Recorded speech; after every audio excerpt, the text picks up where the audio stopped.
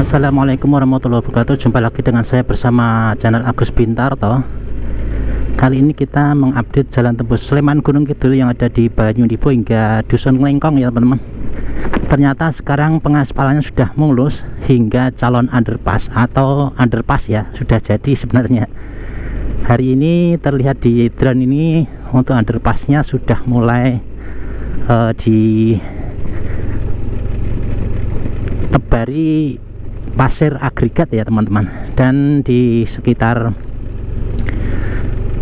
Dusun Nglengkong juga sudah signifikan untuk penggempuran, pengerukan, pengeprasan bukitnya. Dan untuk di bagian calon underpassnya ini atau jembatan underpass ini sudah ditambahin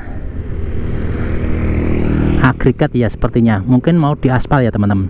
Kalau kita lihat desainnya ini di depan ini ya, untuk underpassnya ini sepertinya memang hanya cukup satu bis besar ya. Kemungkinan kalau akan dibikin dua mungkin bisa juga, atau mungkin skenario nya untuk arus naiknya bisa jadi jalan tembus ya. Di sebelah kanan saya ada jalur naik ya ke Breksi, dan turunnya lewat ini juga bisa.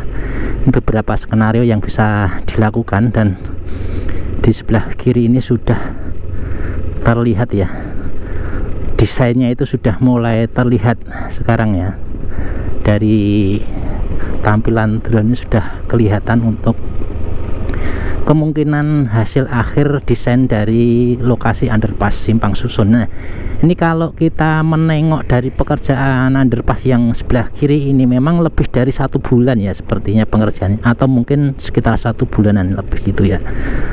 Nah, ini kalau mau dibuka bikin lagi yang sebelah utara ini, tentunya yang sebelah selatan harus jadi dulu teman-teman ya, karena untuk lewat ya, akses lewat ya, sehingga kalaupun dibuat nanti tetap menunggu sebelah selatannya jadi nanti untuk lewat ya teman-teman. Nah, kalaupun hanya satu ruas ini saya kira juga kurang kurang memaksimalkan jalur ya teman-teman ya.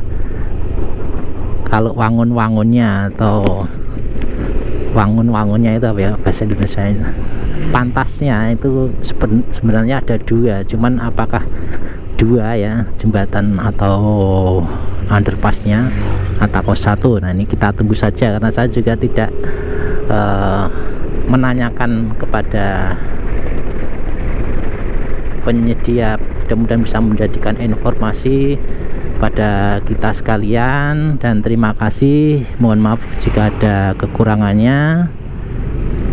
Semoga tetap bisa update kembali ya teman-teman, karena untuk selingan dari kesibukan saya sehari-hari tidak mesti bisa mendapatkan waktu untuk keluar ya, untuk mengambil footage dari beberapa proyek infrastruktur yang ada di daerah istimewa Jogja khususnya.